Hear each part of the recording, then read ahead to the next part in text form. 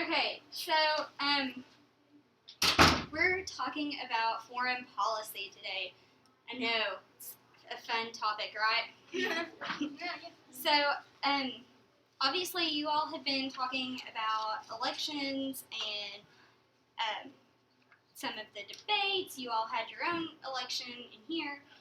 One of the big topics in a debate or in any presidential campaign is foreign policy.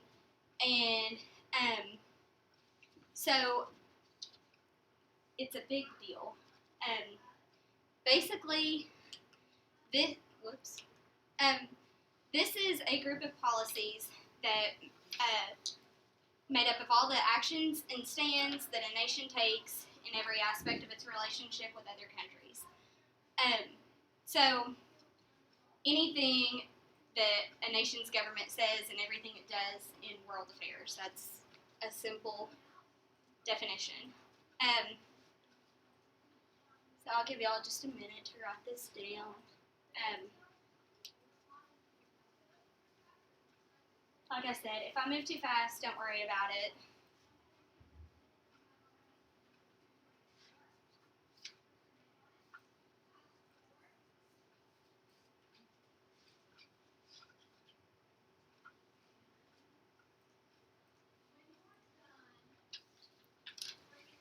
Did I give y'all enough room to write this down? Mm-hmm. So, in a diplomat, that's just a term that I will be using a lot during this, and that's just an official who represents a company abroad, or a country abroad, not a company. So that's just something that we will be talking about too. So, okay, so the president's role, basically, he is the chief diplomat. He bears the majority of the responsibility for both making and conducting foreign policy. And he has a number of agencies and officials who help with the different responsibilities, like United Nations. There's different bureaus that are involved in this. There's a lot of different components.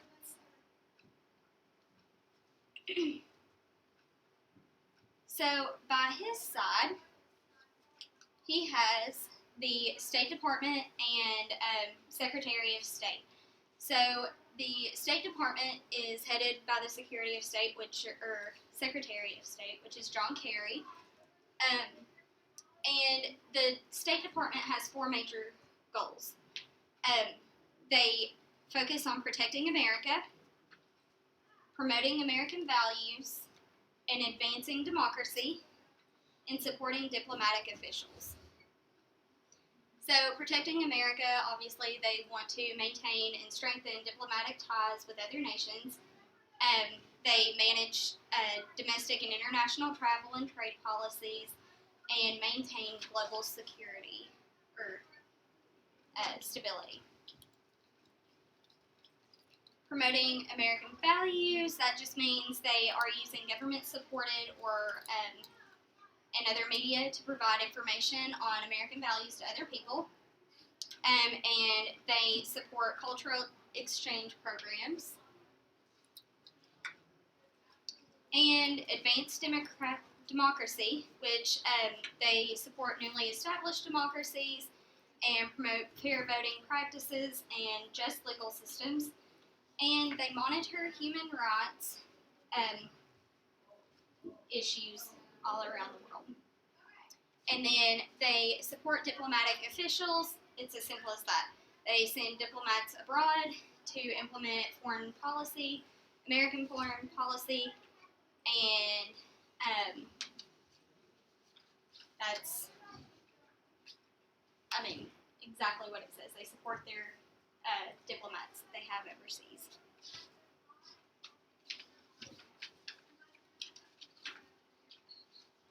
There we go. And then, so we have Secretary of State. This is John Kerry. The Secretary of State does not have domestic responsibility. They focus on the making of foreign policy and carrying it out. and they manage the overseas post and workforce. They rank number 1 among the members of the President's Cabinet. And then they are organized on both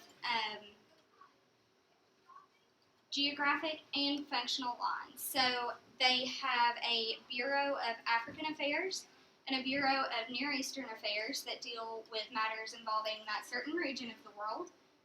And there are other agencies who focus on broader issues, like the Bureau of International Narcotics and Law Enforcement Affairs, or known by their other name of Drugs and Thugs.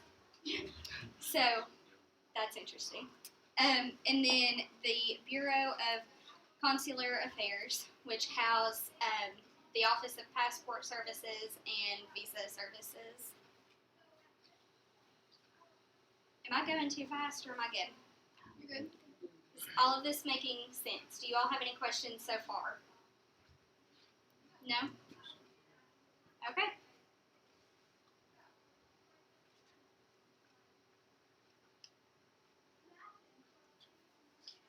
Got it?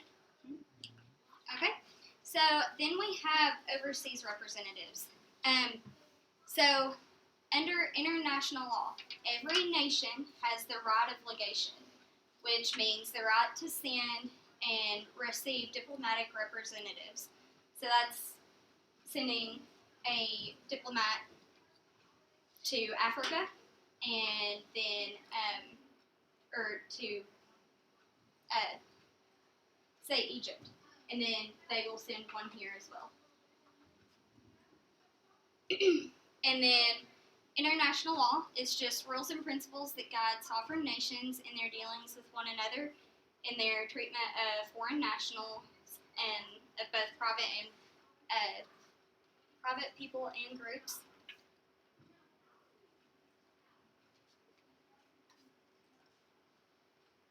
And like it says up there, it's just established by a custom or a treaty and recognized by nations in relation to each other.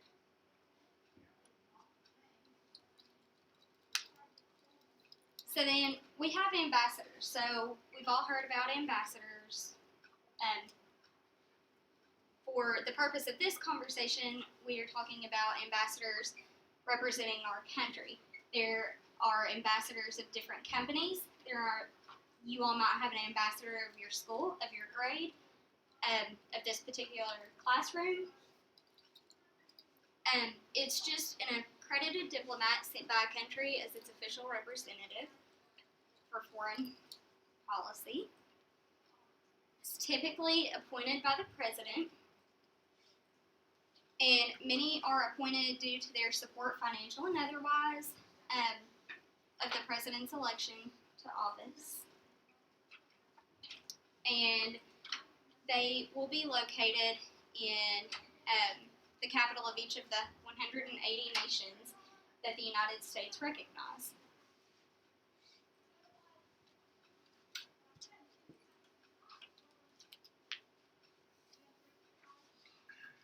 And we also have special diplomats. These are high-ranking diplomats who have also been given the rank of ambassador by the president.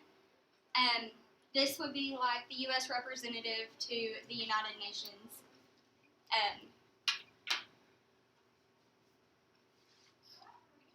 And then we have diplomatic immunity. This is a concept for the ambassadors or diplomats who are overseas. They have the privilege of exemption from certain laws and taxes granted to diplomats by the country in which they are working. So they cannot be arrested, they cannot be sued, and they cannot be taxed.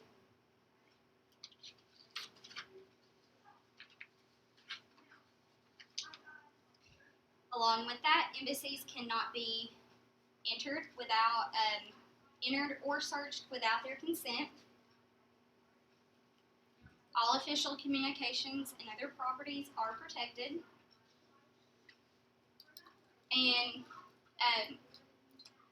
it's so even all embassy personnel, including their families, have this same protection.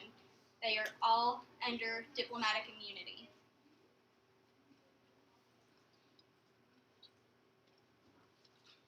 The practice assumes that diplomats will not abuse their power or their status. So,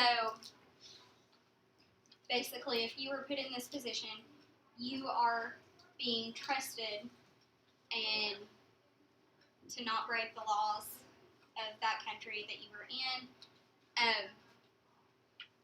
Now, there are things in place that if a host country does find that a diplomat's conduct is not acceptable, then that official can be declared persona non grata, which means unacceptable and unwelcome, and they will be expelled from the country. So overall, this is a pretty accepted practice. There are a few exceptions,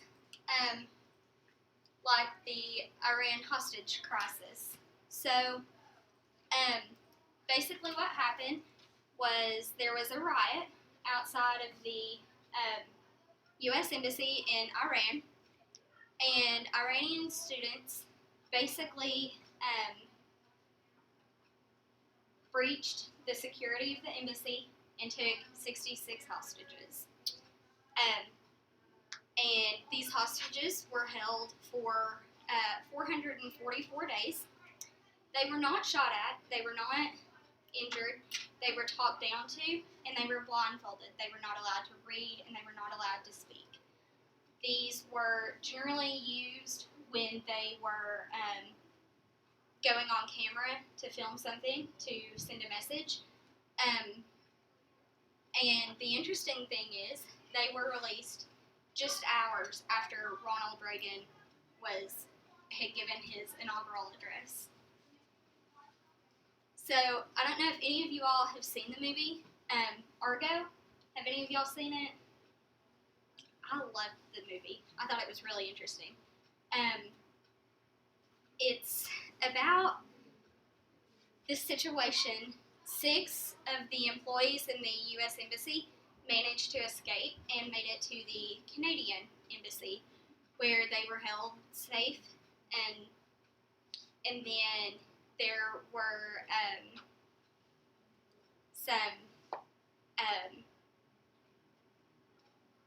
some of the protesters were going door to door to try and find these people. So obviously, if they had gone to the Canadian Embassy, they would have found them and they would have killed them. And it wouldn't have just been, I'm going to shoot you, we're done. It would have been torturous in the way that they killed them. So basically, in the movie Argo, they send a guy in to figure out how to get them out. And one of the team members figures out that if they try to film a movie, or say they're going to film a movie, that was going to be their only shot to get the American hostage, or the people who had made it to the Canadian Embassy. This was going to be the only way to get them out. The only way to get into the country was to say that they were filming a movie. So they were going to film a movie called Argo. And it was going to be a science fiction movie. And then they, so they needed desert, for, like Mars. So that was their reasoning for going over there. Well, they make the deal in Hollywood, they get it, they talk it up really big, and then they go over there, and then they successfully extract these 6 people. And then, like I said, the rest of the hostages from the embassy were released when Ronald Reagan delivered his inaugural address on January 20th in 1981. So I have a brief clip. It's just the trailer for the movie. I thought I would show it to you and y'all could see what it was all about. Just click on it here. Yeah, it should work.